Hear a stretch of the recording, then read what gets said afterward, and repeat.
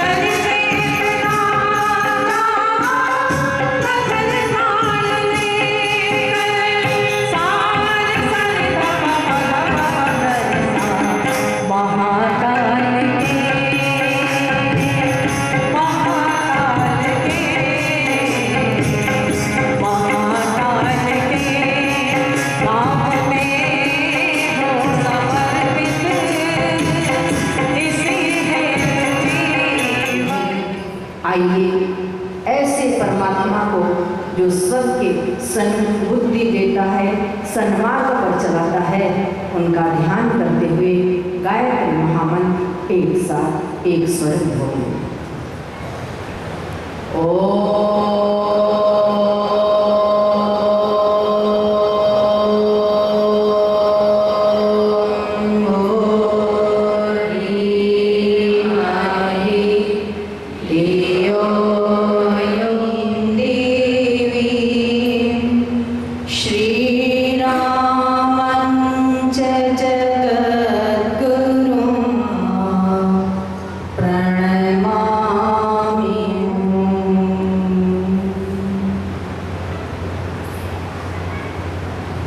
परम पूज्य गुरुदेव परम वंदनीय माता जी की सूक्ष्म उपस्थिति में परम श्रद्धेय करने वाले तन मन धन से समर्पित परम पूज्य गुरुदेव परम वंदनीय माता जी के विचार को जन जन तक पहुंचाने के लिए हर समय लगे हुए ऐसे कर्मठ देवतुल्य भाइयों, शक्ति के प्रतीक नारी शक्ति का वास्तविक स्वरूप जो इस संसार में अज्ञान अंधकार अभाव को मिटाने में समर्थ सरस्वती बनकर, लक्ष्मी बनकर, दुर्गा बनकर अपने विभिन्न स्वरूपों में समय समय पर हर चुनौतियों को अपने ऊपर लेकर उस दिव्य स्वरूप को, देवत्व को धारण एक बार व्यक्ति कुछ क्षण के लिए भुला सकता है। कल हमारी आदरणीय दीदी ने अपना संस्मरण सुनाई, संस्मरण नहीं बल्कि उनके साथ जो पल जिया है उनको साझा किया। ऐसे एक नहीं करोड़ों हैं। ऐसे परम पूज्य गुरुदेव परम वंदनीय माता जी को कभी जीवन में व्यक्ति भुलाना क्या, एक क्षण के लिए उनसे अलग नहीं हो सकता। इस प्यार के बल पर गायत्री परिवार बनाया। भाइयों बहनों, परिवार हमारी संस्कृति की अनमोल धरोहर है।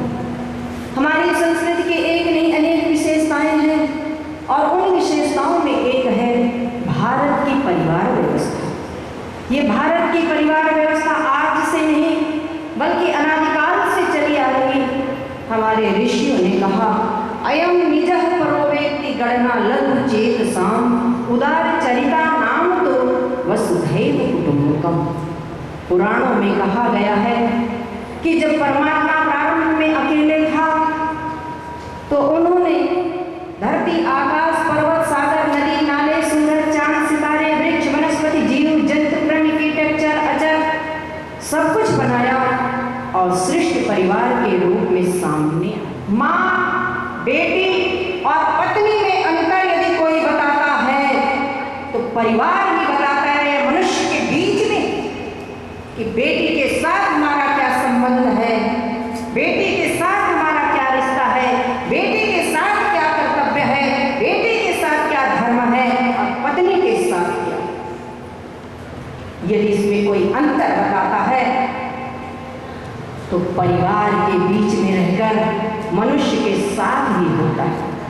यदि मर्यादाएं टूट गई, मर्यादा विहीन जीवन हो गया तो मनुष्य और पशु में अंतर नहीं रह जाता है।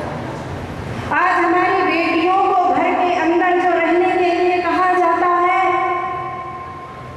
बाहर निकलने के लिए रोका जाता है या और तरह तरह के प्रतिबंध सामने आते हैं, उन सब के पीछे एक ही कारण माता पिता को डर होता है। किस बात का डर?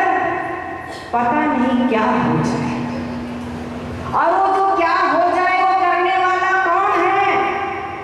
वो भी किसी परिवार का निकला हुआ व्यक्ति है, चाहे वो बेटे के रूप में हो, लड़के के रूप में हो, पुरुष किसी के भी रूप में हो, लेकिन वो कहां से निकला? उस परिवार से ही तो निकला। यदि उसको ये संस्कार दिया जाता परिवार की मर्यादा,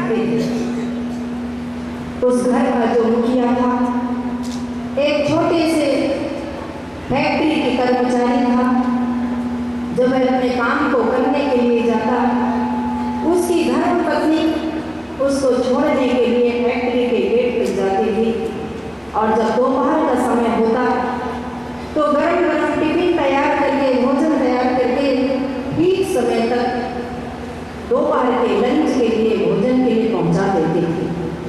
और जब शाम का समय होता तो पुनः उसके स्वागत के लिए फैक्ट्री के उस गेट के पास तक पहुंच जाती थी।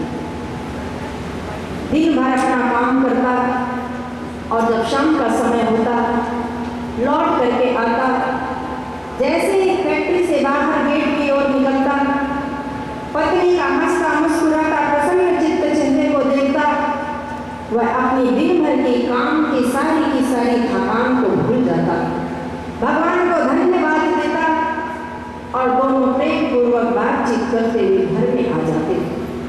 घर में आकर सभी एक साथ मिलजुल करके भोजन करते, रात्रि में बैठकर शाम की चाय भी एक साथ पीते और जब सब काम हो जाता तो पूरे परिवार वाले एक साथ बैठकर, चाहे घर का छोटा बच्चा क्यों ना हो या घर का सबसे बड़ा बुजुर्ग क्यों ना हो, पूरे परिवार के लोग एक साथ बैठते, दिन भर की अपनी सारी बात एक दूसरे से बताते और उसके बाद सभी आमोद प्रमोद में, खुशी में बहुत प्रसन्न रहते। कभी तो बहुत ठहाका लगा करके हंसते। उनका पड़ोसी कभी कभी उनसे पूछता था कि क्या बात है कि हम तो अपने घर में सारी साधन सुविधा को जुटा करके रखे हैं, अपने बच्चों को एक से अच्छे स्कूल में दाखिला दिलाया है, कोई भी चीज की कमी नहीं रहने दे रहे हैं, जो उनको चाहिए उनके बोलने के पहले ही उनके सामने रख देते हैं, लेकिन हमें एक भी पल की शांति, एक भी पल की खुशी नहीं जिसे तुम हर पल हर क्षण जीते हो। तुम्हारे पास तो न इतना आय है, ना तो कोई ये साधन सुविधा है, ना तो तुम इतने बड़े आदमी हो, लेकिन तुम्हें देख करके ऐसा लगता है कि कोई राजा महाराजा। तुम्हारे घर में किसी के चेहरे में कोई असंतोष का भाव ही नहीं दिखता है, इतने संतुष्ट, इतने प्रसन्न रहते हैं। और तुम्हारे घर को देख उसने कहा, देखो ये हमारे खुशी का, प्रसन्नता का एक ही राज है कि हम प्रेम और आत्मीयता के मार्ग पर आने वाले हर एक बाधा को, हर एक कठिनाई को अपने आप से दूर रखा है। इसलिए हमें अपने परिवारिक जनों के बीच में किसी प्रकार का कोई अभाव नहीं है, कोई कमी नहीं है, कोई शिकवा शिकायत नहीं है। सब बड़े प्रेम पूर्वक रहते हैं और बड़े खुशी से रहते हैं। जहाँ संतोष हो वहाँ तो स्वर्ग होगा और स्वर्ग में रहने वाले लोग देवत्व, गृहस्थ आश्रम सर्वश्रेष्ठ आश्रम। जो ये कहते हैं घर परिवार, गृहस्थ, पत्नी, बच्चे झंझट के कारण है, इनको छोड़ो और चलो कहीं जंगल में जाकर के तपस्या करें, माला घुमाएं। एक ऐसा ही युवक गृहस्थ था जो धन धान से संपन्न कुलीन परिवार का था। कहीं किसी कथा में गया, सत्संग में गया, वहां पर उसको सुनने को मिला कि घर परिवार, इस घर गृहस्थी में रह करके उत्थान नहीं हो सकता, प्रगति नहीं हो सकती, मोक्ष की प्राप्ति नहीं हो सकती है। इन सबको छोड़ के जंगल में कहीं जाकर के, एकांत में कहीं जाकर के, किसी आश्रम में, गुफा में बैठ करके तब साधना करो।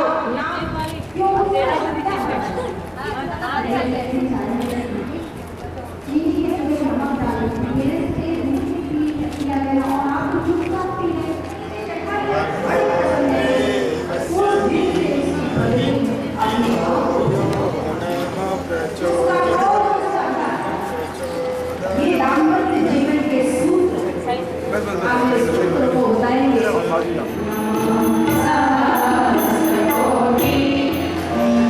आगे अभी इस विषय को थोड़ी देर के लिए विराम देते हैं।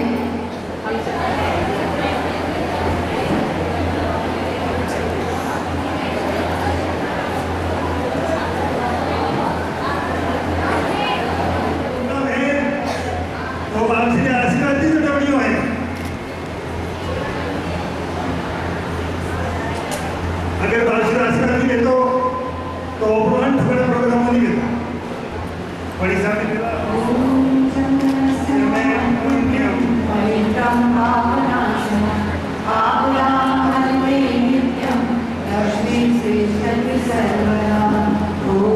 स्वस्ति न इन्द्रो वृद्धश्रवाः स्वस्ति नः पूषा विश्ववेदाः स्वस्ति नस्तारक्षो अरिष्टनेमिः स्वस्ति नो बृहस्पतिर्देवः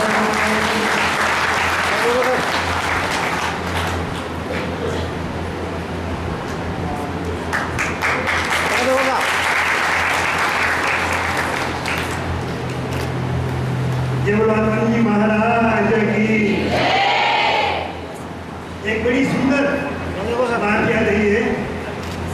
जन जन लोग ने आई थी कि छोड़ बहनों और रोज सब कहना सत्संग मेरी कन्या पोषण शिविर बहनों कतरी मोटी सफलता की बात है। पंडित बालक ने एक बात पूछी थी एकदम हादी भाषा कड़ी पूछी थी भैरू सिंह की ताकि तो के पास ही होतो को काट हो गया इतनी बड़ी बात वो काट हो तो सब बन गया बोले फिर पास ही एक सभा में जवाब दे दो केड़ा जवाब दे तो है आया मन तो क्या हो अजवाल देखिए अजवाल का मतलब क्या हो वो है जो वो उज्जवल भविष्य के लिए जो है वो अच्छी जिंदगी के लिए है और आज हमारा सार्थक और सफल है। हमें आशीर्वाद में स्वागत कीजिए हमें जो कार्यक्रम इसमें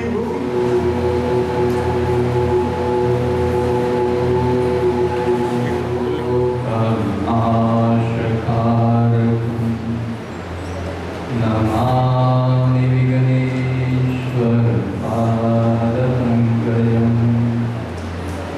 ध्यानमूलं गुरोर्मूर्ति पूजामूलं गुरोपदं मन्त्रमूलं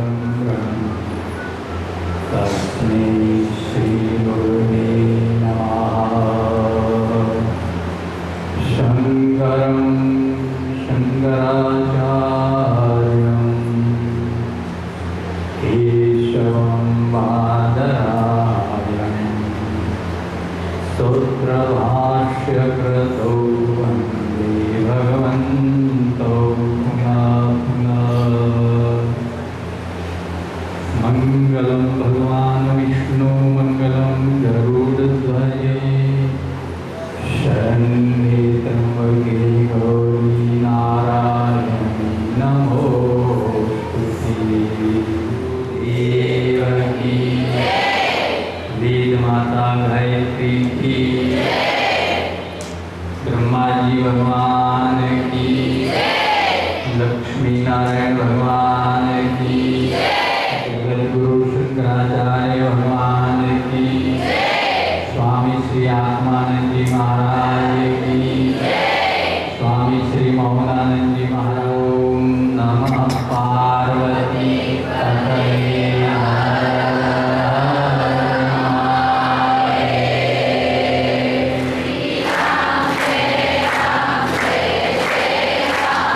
श्री राम जय राम जय जय राम। श्री राम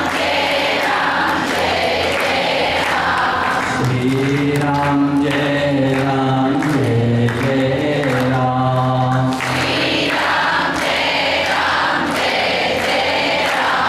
श्री राम जय राम जय जय राम।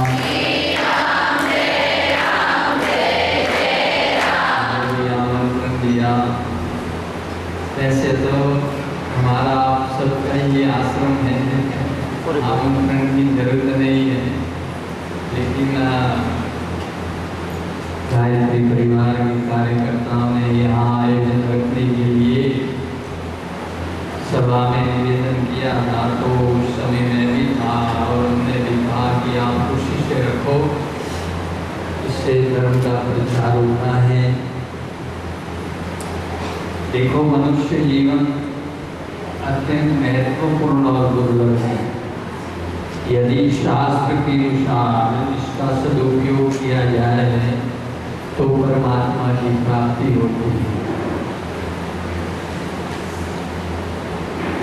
हमारे सनातन धर्म में ऐसा लिखा है, वेद पुराण शास्त्रों ने फूले खाता है। गोवीर विप्रेश वेदी च सती भी सत्यवादी भी अलुप्ति दानशिले च सप्तभी धारित्री मही। पृथ्वी माता को धारण करने की 7 शक्तियां हैं। इसमें प्रथम जो धर्म का स्तंभ है वो है गौ माता। गौ माता 3 लोक का पालन करती है। कैसे करती है?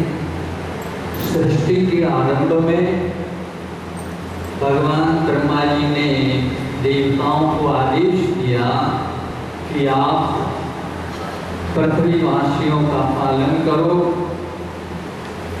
उनका रक्षण करो, और जो मनुष्य लोग हैं वो तुम्हें बल देंगे, तुम्हारे को शक्ति देंगे। तो देवता समर्थ होते हैं, हमारा पालन पोषण करते हैं, लेकिन हम देवताओं की शक्ति कैसे बढ़ा सकते हैं? इसके लिए भगवान ने गौ माता तैयार की और गौ के द्वारा पंचामृत पंचगव्य प्राप्त होता है। पंचगव्य जो 5 तत्व गौ माता से प्रकट होते हैं, गाय का दूध, दही, घी, गोबर और गोमूत्र, इसे कहते हैं पंचगव्य।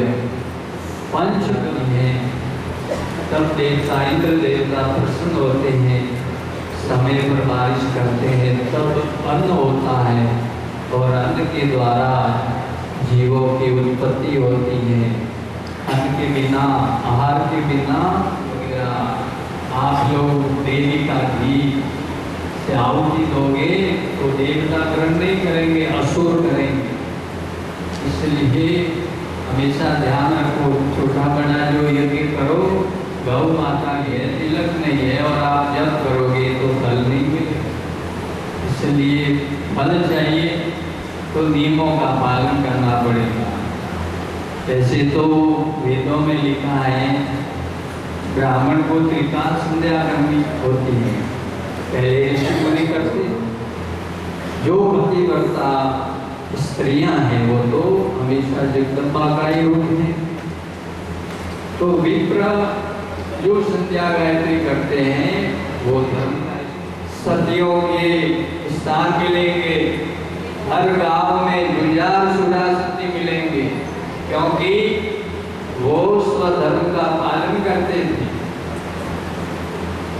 आजकल धन भी है, पढ़ाई भी है, लेकिन सुधा सत्य का आज भी अपन धर्म का पालन करेंगे तो आज भी प्रकट होगी ऐसी बात। तो ऐसी जो पतिव्रता महिला है तो पुण्य कैसे देते हैं? आप संतों को भेंट करते हो, सेवा करते हो, तो आपकी भेंट संत महात्मा अपने खुद के लिए करेंगे, ऐसा आराम के लिए नहीं करेंगे, वो रहेंगे आप नहीं उतार सकते। तो ऐसे संत महात्मा होते हैं जो धर्म के स्तंभ है और दानशील पुरुष।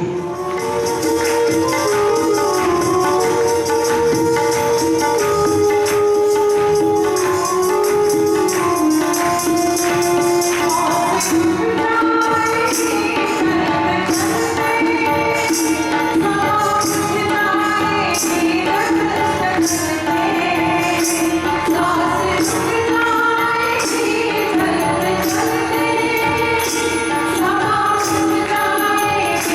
you.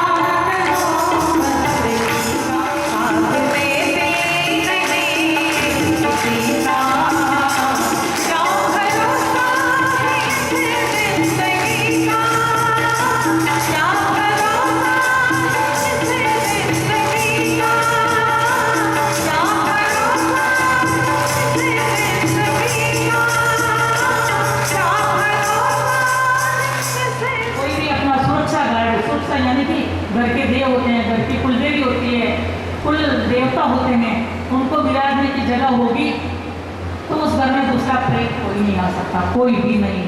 तो मैं आपके घर में आई और आपने अगर मुझे, जैसे मेरी तो समस्या, मैं कुर्सी पे बैठ पाती हूँ, तो आपने मेरे लिए कुर्सी दी थी, थोड़ी देर में खड़े रहूँगी फिर मैं चली जाऊँगी। इसी तरह से हमारे जो देव होते हैं ना, उनको भी स्वच्छता चाहिए होती है। उनको घर के अंदर एकदम जो भी छुट्टी में होती है बच्चियाँ, मासिक धर्म होती है, उस समय 4 दिन पूरी स्वच्छता के साथ रसोई से, मटकी से और भगवान के स्थान से दूर रहना चाहिए। अगर वहाँ से दूर रहेंगे, वहाँ स्वच्छता रखेंगे, तो हमारे देव हमारे घर में विराजते हैं और हमारी सुरक्षा करते हैं। उसके बाद में कहीं भी आपको किसी तरह की, जैसे किसी को कोई ये प्रेत में गया या घूमने क्या करते हैं, ये सारी चीज़ें स्वतः ही बंद हो जाएंगी। तो यही काम मैंने वहाँ शिव तलाव में किया। मैंने सारी बच्चियों से धीरे धीरे सारे उनके गले के चाकू वगैरह उतरवा लिए। मैंने कहा बेटा क्या चाहिए, एक तुलसी पहनो, एक छोटी सी तुलसी का धागा पहन लो। आपको एक विश्वास चाहिए होता है ना, तो जो गुरु मंत्र होता है उसके कुछ गांठें लगाकर तुलसी अगर गले में पहन ली जाए, ये पहनने जैसे रुद्राक्ष वगैरह पहनते हैं, कुछ भी ऐसा धागा जो हमारे देवताओं को, हमारे देवत्व को साबित करे, इस तरह का कुछ भी चीज धागा गले में रखें। कभी सबके हिसाब से ढलना सीख लीजिए। और लड़कियों की बहुत अच्छी आदत है कि वो बहुत ज़्यादा ही फ्लेक्सिबल होती है, उनके अंदर लचीलापन बहुत ज़्यादा पाया जाता है, बड़ी आसानी से कहीं भी ढल जाती हैं, कहीं भी चल लेती हैं, मान लेती हैं बातों बड़ी आसानी से। दूसरी जगह लगाना हो ना, खेती बाड़ी वाले इंसान हैं, आप सभी लोग हैं शायद। खेत कौन ऐसा है जो अभी तक नहीं गया है कभी? कोई ऐसा जो खेत कभी नहीं देखा, कभी नहीं गया? कुछ लोग हैं, पर जो खेती किसानी से जुड़े होंगे वो उन्हें पता होगा कि जब पौधे रोपे जाते हैं, छोटा सा पौधा होता है, उसे उठा के दूसरी जगह लगाई जाती है, थोड़ी दूरी दूरी में लगाया जाता है, ताकि जब ये बड़े हो तो उनको प्रॉपर उनका स्पेस मिल सके, उन्हें जगह मिल सके जिससे वो अच्छे से फल सके। तो वो दूर दूर लगाए जाते हैं, पहले बहुत पास पास लगाए गए होते हैं, बाद में रोपे जाते हैं, तो दूर दूर लगाया जाता है। तो वो छोटा पौधा भी जानता है कि कितना बड़ा होने के बाद उसे दूसरी जगह लगाना है, वो लग जाएगा आसानी से, उसे वैसे मिट्टी पानी खाद मिल जाएगा। पर वही पौधा कितनी फ्लेक्सिबल है, कितनी समायोजन क्षमता है कि जब बड़ी हो जाती है तब कहीं और लगाया जाता है। एक घर से दूसरे घर में लगाया जाता है और बड़ी आसानी से लग जाता है, बड़ी आसानी से ढल जाती है। समायोजन का गुण आपके अंदर बहुत अंदर तक छिपा पड़ा है। उस समायोजन को समझिए, जानिए, पहचानिए। आपको जिंदगी की हर परिस्थिति में उसकी आवश्यकता पड़ती है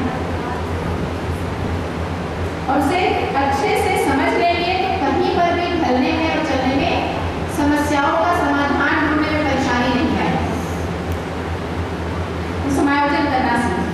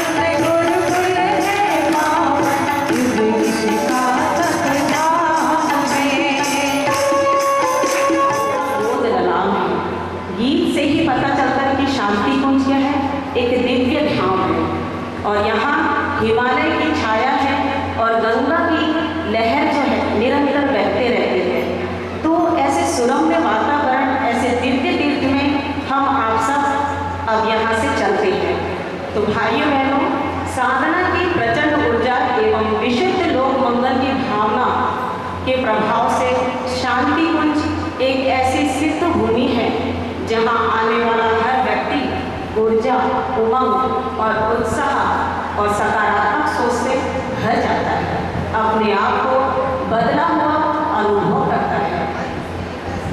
शांति कुंज मात्र एक आश्रम नहीं है, एक अभियान है, एक लक्ष्य है।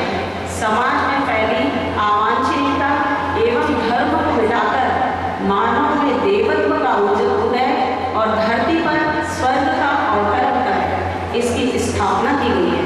परम पूज्य गुरुदेव ने संकल्प लिया था, क्या लिया था कि मानव में देवत्व एवं धरती पर स्वर्ग का अवतरण कर हर प्रत्येक व्यक्ति के अंदर देवत्व की वृत्ति बढ़ाएंगे। तो शांति कुंज का एक महाकाल का घोंसला है। जिस प्रकार आपने देखा होगा कि पक्षी जब अपने घर में वापस लौटता है अपने घोंसले में थक हार करके, तो जब अपने घर में आता है तो सुख शांति से भर जाता है, प्रसन्नता से भर जाता है।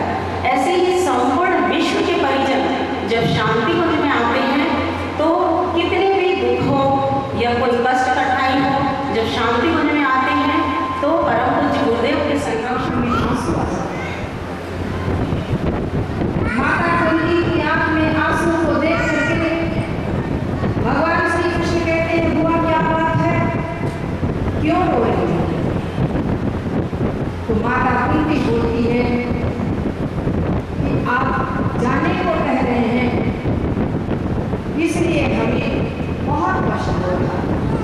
हम एक ही चीज आपसे चाहते हैं कि हमारे जीवन में जितना कष्ट आया है, ऐसा कष्ट बल्कि और इससे अधिक कष्ट हमेशा हमेशा आता है। भगवान श्री कृष्ण कहते हैं, इतना कष्ट होने के बाद भी तुम्हारा जीवन भरा सब कुछ बर्बाद हो गया, उसके बाद भी कहते हो तो कष्ट मिले। माता कुंती बोलती है, वो कष्ट हमें कष्ट नहीं लगा क्योंकि आप हमारे साथ हैं, लेकिन जब आप जाने को कह रहे हैं, ये कष्ट हमें सहा नहीं जाता। भाइयों बहनों, जब भगवान का साथ होता है जीवन में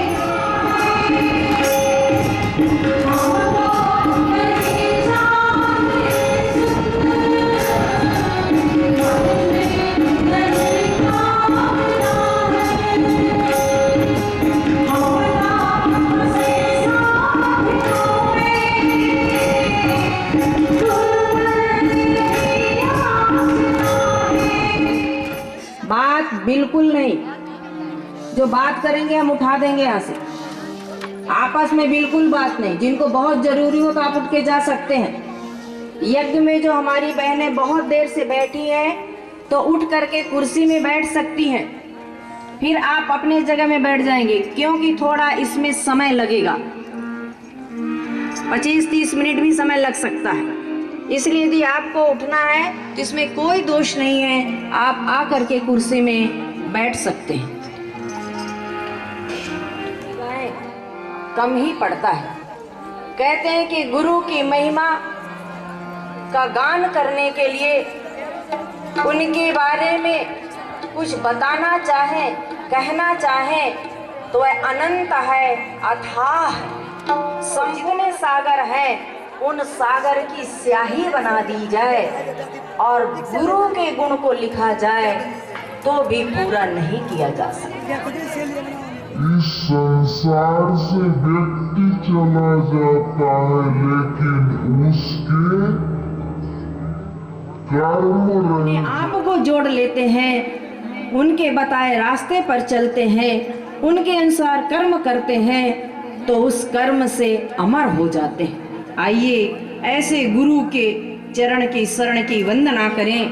परब्रह्म परमात्मा के रूप में, ब्रह्मा विष्णु महेश के रूप में, कल्प वृक्ष अमृत पारस के रूप में जिन गुरु की महिमा गाई गई है, गुरु दीक्षा लें। उससे पूर्व उन सदगुरु की भाव भरी हृदय से वंदना करें।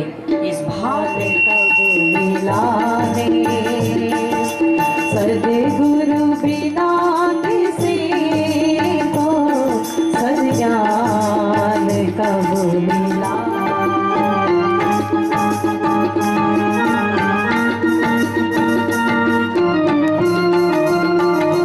अमृत भी और पारस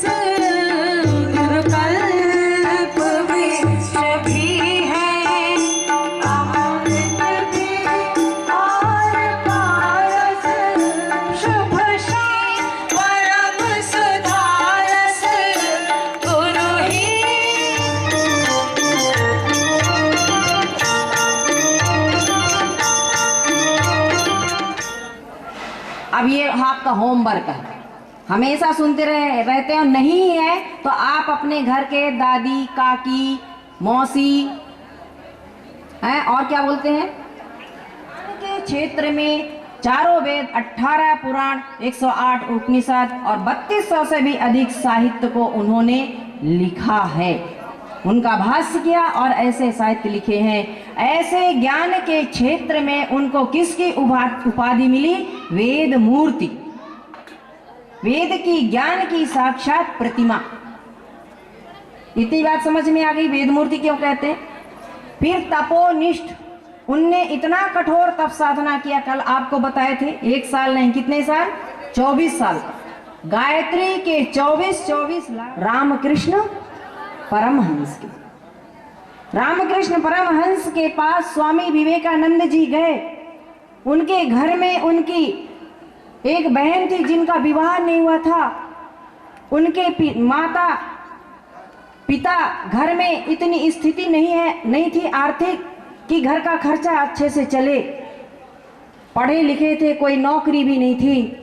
उनको पता चला कोई एक सिद्ध साधक बेलूर मठ में रहते हैं, तो वहां पर जाकर के उनसे कुछ मांगा जाए, उनसे कुछ कहा जाए, देखते हैं क्या होता है। जब वो गए स्वामी विवेकानंद रामकृष्ण परमहंस के पास, उनको देख करके रामकृष्ण परमहंस बोले, बेटा आ गया, मैं तेरी प्रतीक्षा कब से कर रहा था। गुरु को भी सच्चे शिष्य की प्रतीक्षा होती है, खोज होती है। सच्चा शिष्य मिलना बहुत मुश्किल होता है, शिष्यत्व को निभाना बड़ा कठिन होता है। और जो वास्तव में सच्चा शिष्य बन गया, उसके बराबर का और कोई दूसरी चीज, कोई बात हो ही नहीं सकता। उनने कहा, मैं आया हूं, मेरे घर में की ऐसी ऐसी स्थिति है। बोले अच्छा, तो जा तो काली माँ के पास, जो चाहेगा वो सब कुछ देगी। ठीक है, गया। क्या चाहिए? मुझे धन चाहिए, मुझे नौकरी चाहिए, पैसा चाहिए, मेरे घर की आर्थिक स्थिति ठीक हो जाए, ऐसा सोच करके गया। लेकिन जब हाथ जोड़ करके आंखें बंद किया, तब उसके मुंह से क्या निकला? हे माँ, मुझे शक्ति दो, भक्ति दो, ज्ञान दो, वैराग्य दो। आंखें खुला, ये क्या मांगने क्या आया था और मुझ में मांग क्या रहा हूं। फिर रामकृष्ण परमहंस जी बोलते हैं, जा जा, फिर से जा, माँ के पास जितनी बार दे जाएगा माँ उतना आपको देती चली जाएगी। माँ का भंडार कभी खाली नहीं होता है, वो तो अथाह है, वो आता चला जाता है। जा माँ से फिर मांग। आगे बढ़ता है, फिर बोलता है, बोलने का प्रयास करता है कि धन दौलत मांगो, पद मांगो, लेकिन फिर मुंह से वही मिलता है। एक बार नहीं, 3 बार ऐसा हुआ। और स्वामी विवेकानंद को आप जानते हैं, धन के पीछे नहीं, पद के पीछे नहीं। ये क्या मेरे अंदर, ये क्या हो रहा है? जो मांगने आया हूं वो नहीं मांग रहा हूं। मैं बुद्धि, वैराग, धन, ये बुद्धि, वैराग और क्या, भक्ति, शक्ति मांग रहा हूं। और उसी शक्ति, भक्ति, वैराग्य के बल पर, उसी गुरु के आशीर्वाद के बल पर उन्होंने जीवन में ऐसी क्रांति कर दी कि विदेशों की गलियों से जब वो गुजर, जिसके हाथ में, मूर्तिकार के हाथ में होता है या दुकान में होता है, तब तक हम उसको प्रणाम करते हैं क्या? क्या वो हमारे आस्था का, श्रद्धा का केंद्र बनता है? नहीं। कब होता है? जब उसकी प्राण प्रतिष्ठा कर दी जाती है मंदिर में, तब वही पत्थर की मूर्ति हमारे लिए जीवंत, जागृत भगवान साक्षात, देवता साक्षात हमारे सामने प्रकट होती, और अपने आस्था के बल पर, अपने श्रद्धा के, अपने विश्वास के बल पर ही हम वो प्राण फूंकते हैं उसमें, और प्राणवान जीवंत होकर के हमको वो प्राण शक्ति देते हुए चले जाते। श्रद्धा विश्वास है तो मीरा के गिरधर गोपाल उनके साथ चलते हैं। वो विश्वास है, श्रद्धा है, भक्ति है, तो पग पग पर साथ देते हैं। विष भी उनके लिए अमृत हो जाता है, सांप का पिटारा भी सुंदर फूलों का गजरा बन जाता है। ये विश्वास पर आधारित। तो गुरु के प्रति गुरु मुख जब हम होते हैं, गायत्री मंत्र की दीक्षा लेते हैं, उसमें जो यज्ञोपवीत गायत्री मंत्र के 3 चरण है, गायत्री मंत्र के 9 शब्द हैं, गायत्री मंत्र के 24 अक्षर हैं। 3 चरण कौन से, आज से आपको पता होना चाहिए, क्योंकि गायत्री मंत्र गुरु मंत्र बीज मंत्र है, जिसकी दीक्षा आप युग ऋषि परम पूज्य गुरुदेव पंडित श्री राम शर्मा आचार्य जी से लेने जा रहे हैं। हम तो कर्म कांड कराने वाले मात्र प्रतिनिधि हैं। हमारे में कोई ऐसी साधना, कोई ऐसी शक्ति, ऐसी कोई सामर्थ्य नहीं है कि आपको दीक्षा दे सकें। आपके गुरु परम पूज्य गुरुदेव पंडित श्री राम शर्मा आप स्मरण करेंगे, वो आपके सामने प्रकट होंगे। गुरुदेव ने कहा, बेटा मैंने तो सिर्फ अभी शरीर को बदला है, क्योंकि अभी शरीर से जितना काम करना चाहिए वो काम करने में ये साथ नहीं दे रहा। जैसे हमारे कपड़े पुराने हो जाते हैं तो उसको छोड़ करके नया कपड़ा पहन लेते, स्थूल शरीर को छोड़ करके सूक्ष्म और कारण शरीर में गुरुदेव की चेतना घूम रही है। और गुरुदेव कहते हैं कि बेटा, हम और माता जी प्रत्येक रात में तुम्हारे पास आते हैं। इस संसार में मेरे जितने भी बच्चे हैं, उनके सिर पर हम हाथ फेरते हैं, सहलाते हैं।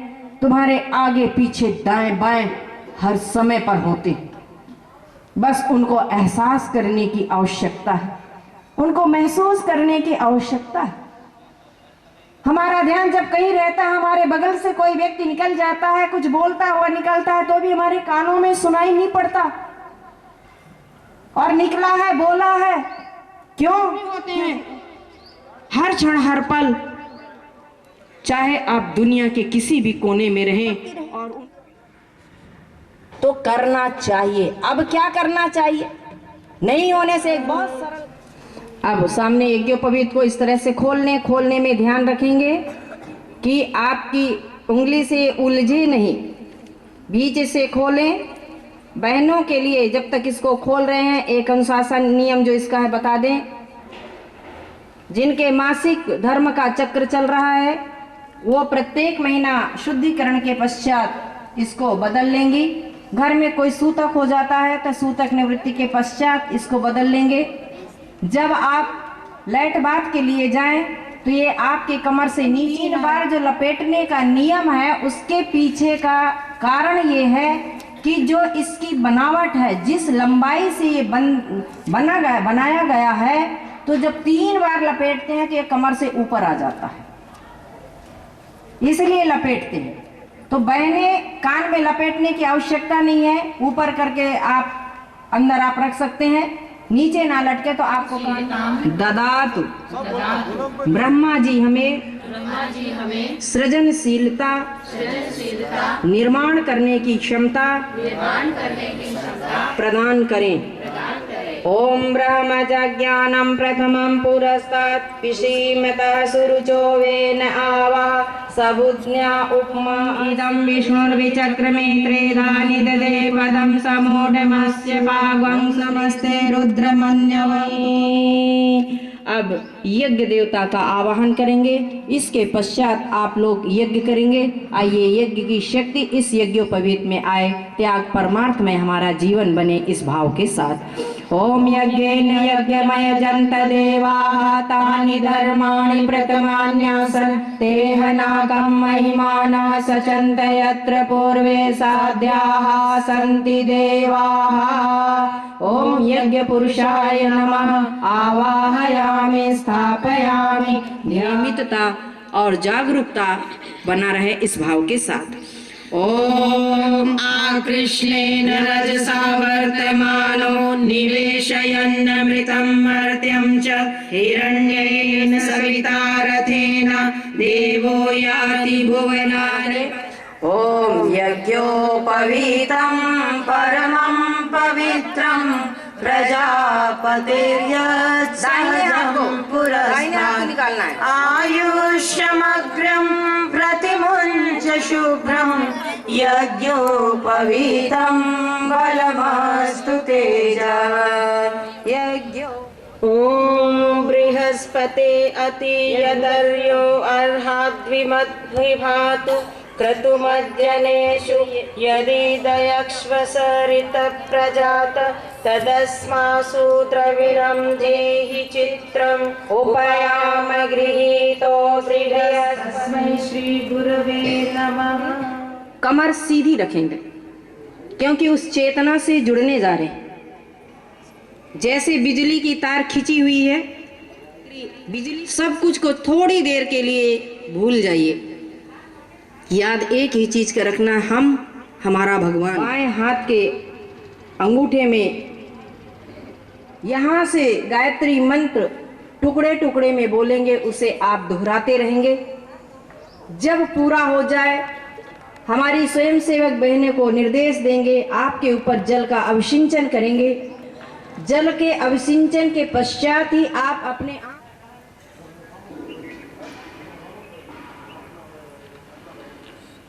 बोलिए ओम भूर भुवः स्वाहा तत् सवितुर प्रचोदयात्। ओम भूर भुवः स्वाहा तत् सवितुर्वरिवमातरः। ओम तस्मा अरङ्गमामवो यस्य क्षयाय जिन्वथ आपो जनयथा च नः। मासोत्तमे मासे वैशाख मासे शुभे कृष्ण पक्षे षष्ठीयां तिथौ मंगलवार है आज।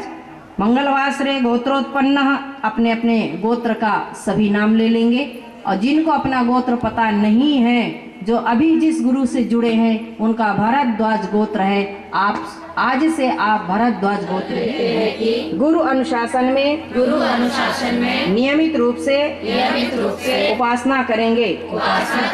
गुरु का मार्गदर्शन प्राप्त करने के लिए नियमित रूप से स्वाध्याय करेंगे। गुरु ऋण से उऋण होने के लिए नियमित रूप से आराधना के निमित्त समय मानसिक ज्ञाता ज्ञात सकल दोष निवारणार्थम आत्म कल्याण लोक कल्याणार्थम गायत्री महाविद्यायां श्रद्धा पूर्वकम दीक्षितो भवामि तन्निमित्तकम युग ऋषि वेद मूर्ति तपोनिष्ठ परम पूज्य गुरुदेव पंडित श्री राम शर्मा आचसनानि स्वीकृत्य तयोः प्राण तपः पुण्यांशं स्वान्तः करणे दधामि तत्साधयितुं च समय प्रतिभा साधना नाम पहले प्रणाम करने दीजिए, 1 मिनट भैया। नमो स्वनन्ताय सहस्रमूर्तये सहस्रकोटियुगधारिणे नमः। अब जो यहाँ सामने बैठे हैं, इस यज्ञशाला में बैठे हैं, अब यज्ञशाला में अग्नि स्थापना की जाएगी। अग्नि स्थापना कर यज्ञ आहुतियां का क्रम शुरू होगा और उसके बाद यजमान बैठे हैं, वो मंत्र के साथ अग्नि स्थापन की क्रिया संपन्न करेंगे। ओम भूर्भुवः स्वर्द्यौरिव भूम्ना पृथिवी वरिं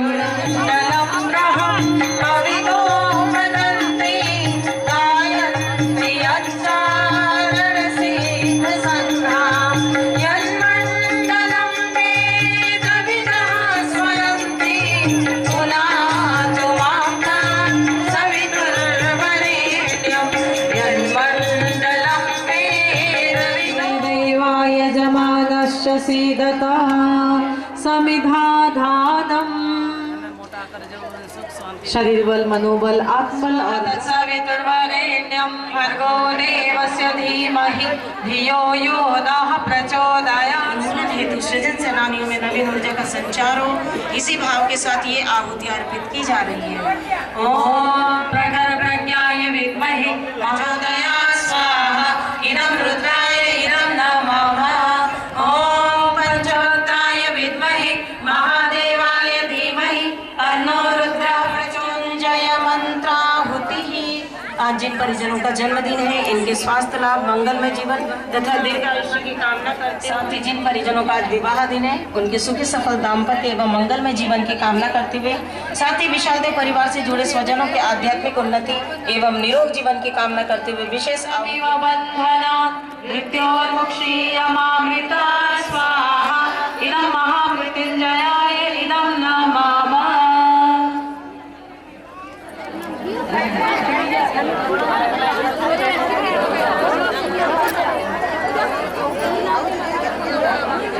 नहीं तो हवन सामग्री लेकर के पूर्णाहुति करें।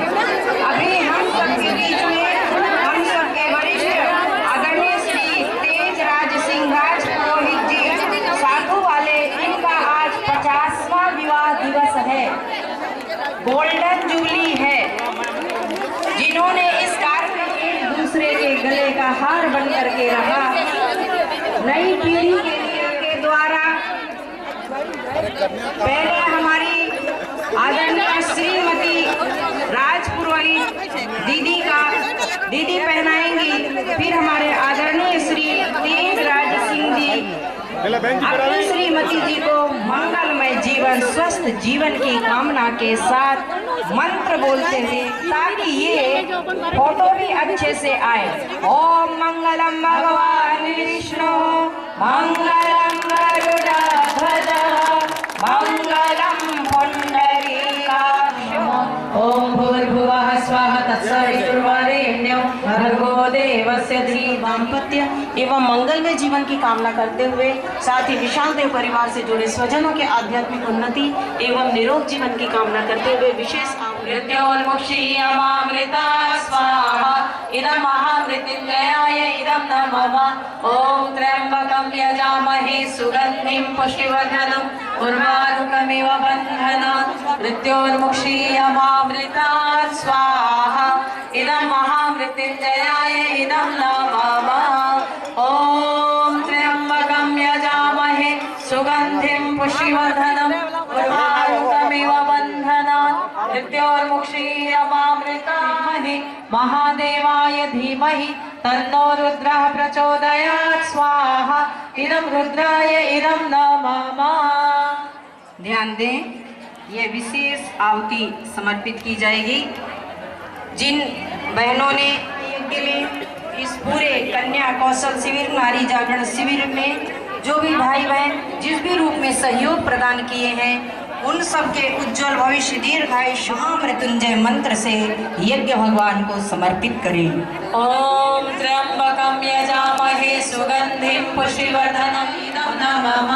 ओम त्र्यंबकं यजामहे सुगंधिं पुष्टिवर्धनम् उर्वारुकमिव बन्धनात्।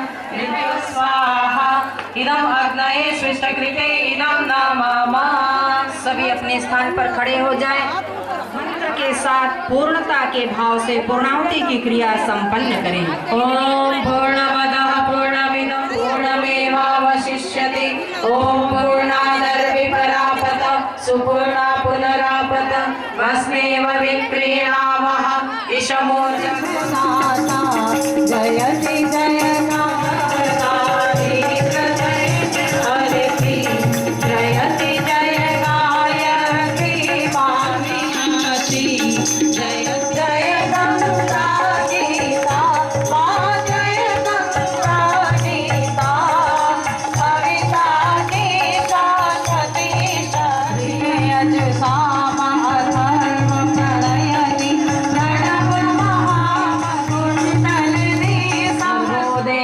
धीमहि धियो यो नः प्रचोदयात्। भस्म धारणम्। यज्ञ कार्य की कोई विधि विधान में त्रुटि रह गई हो, उसके लिए दोनों हाथ जोड़ के क्षमा प्रार्थना करें। ओम आवाहनं न जानामि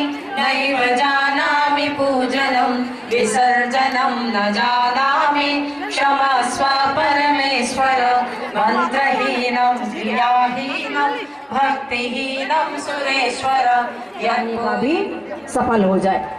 बोलिए यज्ञ भगवान की जय, भारत माता की जय, शंकर भगवान की जय, गणेश भगवान की जय, पवन सुत हनुमान की जय।